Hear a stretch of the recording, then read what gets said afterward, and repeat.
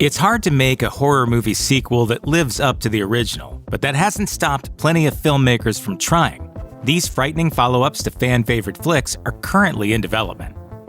A sequel to the 2005 movie Constantine doesn't seem like something that would go into production nowadays, even though the Keanu Reeves starring adaptation of DC Vertigo's Hellblazer comics has a cult following. It was never a huge hit, while Warner Brothers has gone through 5 different corporate regimes and a gazillion different plans for its DC movies over the past 2 decades. Well, I could use some attention. Please.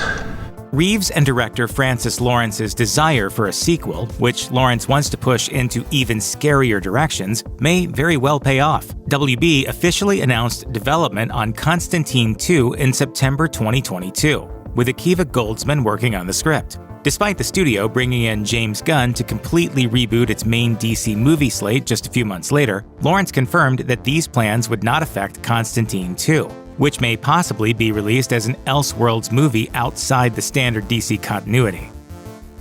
Film distribution company A24 is no stranger to success in the horror genre, but Talk to Me was a true breakout smash. The Filippo brothers' supernatural fright fest grossed $92.2 million on a $4.5 million budget, more than any other horror movie released by the label, unless you consider Civil War a horror movie. A sequel, tentatively titled Talk to Me, was revealed to be in development just a couple of weeks after the first film's theatrical release in summer 2023. While fans wait for more news on the sequel, a prequel could potentially arrive any day now. Before Talk to Me even hit theaters, the Filippos had already shot an entire film about Duckett, one of the victims in the first film's opening scene. However, Danny Filippo seemed uncertain whether or not this social media-focused prequel would actually see the light of day, telling The Hollywood Reporter, "Maybe down the line we can release that." If they've shot the whole thing already, and A24 wants to build Talk to Me into a full series, it would be a strange move to not release the already filmed movie. Moviegoers could expect a new Final Destination movie in theaters every few years during the 2000s, each with a new crop of high school or college students trying and failing to outrun death itself before being killed in creatively over-the-top scenarios. But then the series came to a standstill after Final Destination 5 in 2011. Actor Tony Todd claimed that the producers planned to shoot the 6th and 7th films back-to-back if the 5th installment opened at number 1, but it only reached number 3. Please. You'll wake the dead. A 6th film was confirmed to be in development in 2019, initially announced as a reboot before series creator Jeff Reddick backed away from the term. Production on the movie, titled Final Destination Bloodlines and directed by Zach Lipovsky and Adam Stein, got delayed twice due to the COVID-19 pandemic in 2020 and the SAG-AFTRA strike in 2023. It finally completed filming in May 2024. Originally set up as an HBO Max release, Final Destination Bloodlines is now slated for a theatrical and IMAX release sometime in 2025, celebrating the 25th anniversary of the original film. A new film from legendary director George A. Romero might be the last thing anyone would expect to hit theaters in the near future, especially since the acclaimed filmmaker died in 2017.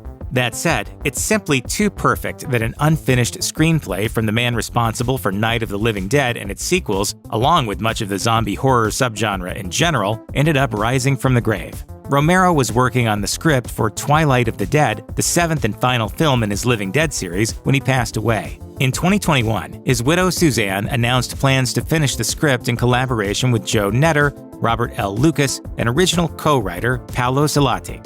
She told The Hollywood Reporter, "This is the film he wanted to make, and while someone else will carry the torch as the director, it's very much a George A. Romero film." 2 years later, in 2023, Brad Anderson signed on as the new director. He planned to shoot the film as soon as the SAG-AFTRA strike ended, but no additional information on the production has been revealed since then. The Insidious franchise has pumped out sequels on a regular enough basis that news of the 6th installment, currently scheduled for release on August 29, 2025, shouldn't come as a surprise. But even if you've already marked your calendar for the next chapter in this saga of paranormal investigators versus vengeful demons, you might not have heard that a spin-off movie is also in the works. Thread, an Insidious tale, will star Mandy Moore and Kumail Nanjiani as a couple using time travel spells to undo their daughter's death.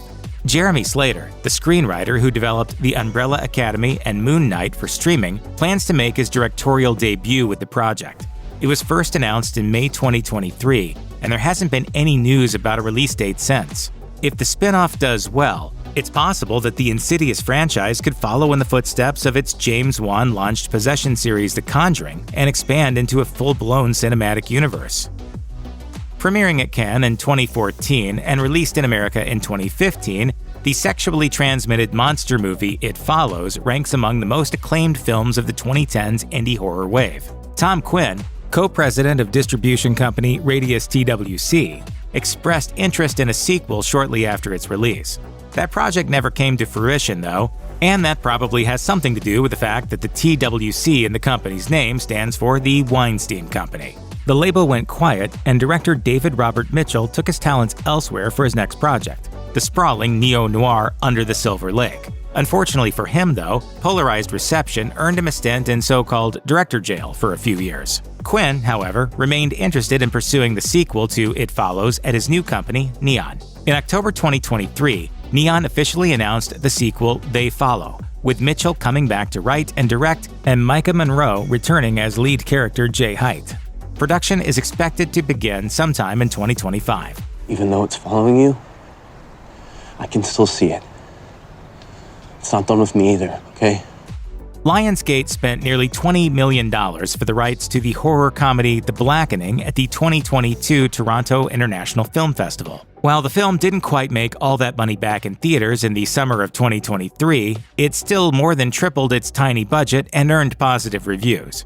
As such, the studio expressed interest in developing a sequel with original screenwriters Tracy Oliver and Dwayne Perkins, the latter of whom also played a character in the movie. Because it's still so early in development, not many details are known about what this second Blackening would entail, or when we might get to see it.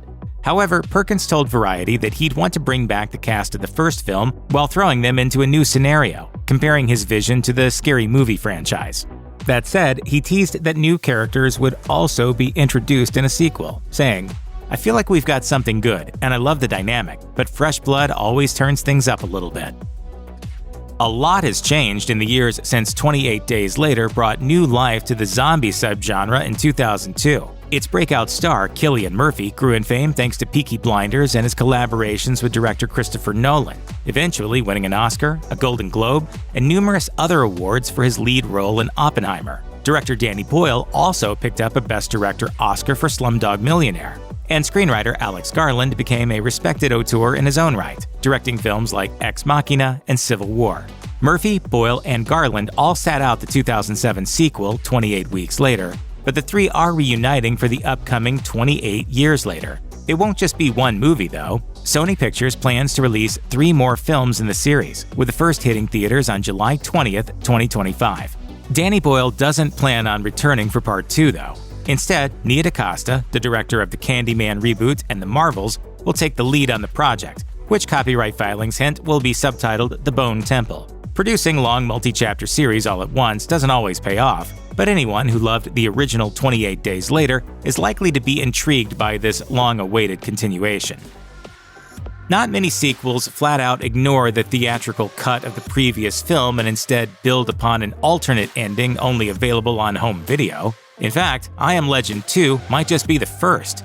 Talking to Deadline about the upcoming sequel, screenwriter Akiva Goldsman revealed, "We trace back to the original Matheson book and the alternate ending as opposed to the released ending in the original film.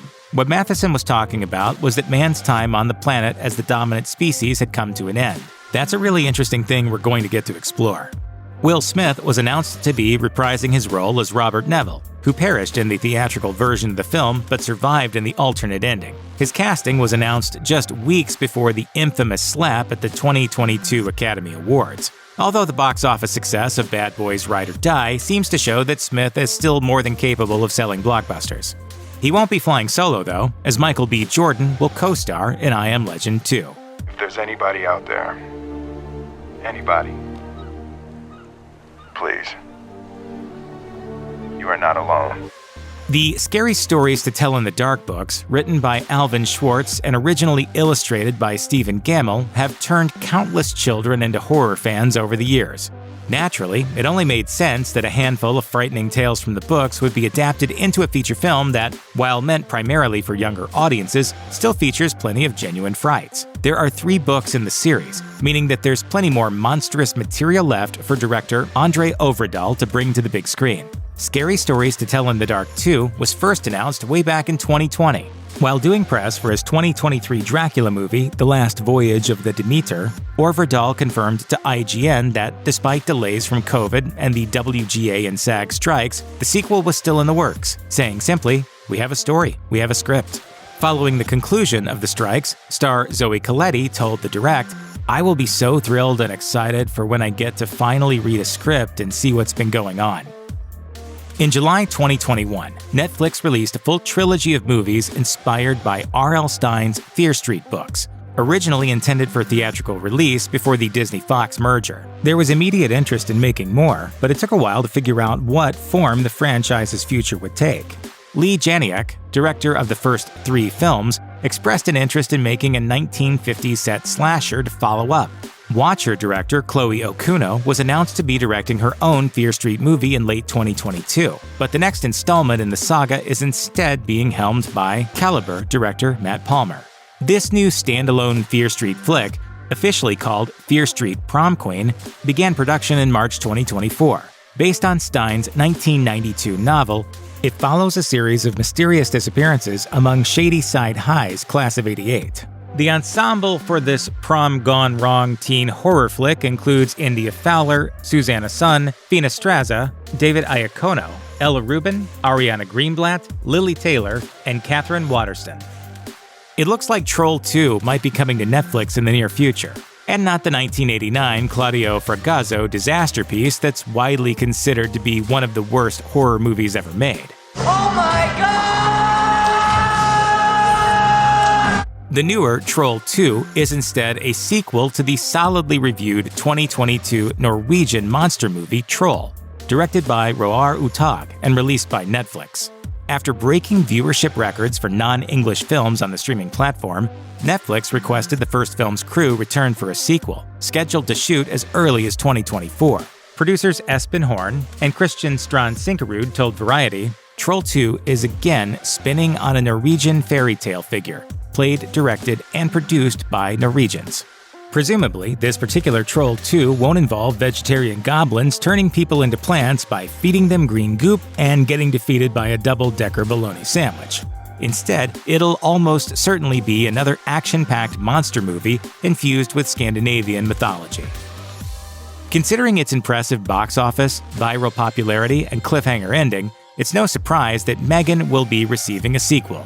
The announcement of the aptly titled Megan 2.0, which is currently scheduled for release on June 27, 2025, made waves online as fans celebrated the return of the killer robot doll. That said, production company Blumhouse wasn't content with just one addition to the budding franchise, as they later announced the production of a rather unusual spin-off. Soulmate, spelled with an 8 instead of an A, seems to be veering into erotic thriller territory.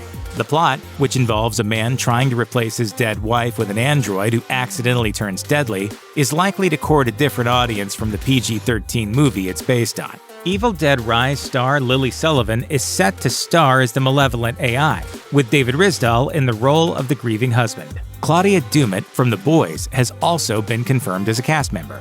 Kate Dolan, director of the Irish horror film You Are Not My Mother, is directing and rewriting a script first drafted by Raphael Jordan. Soulmate will arrive in theaters on January 2nd, 2026.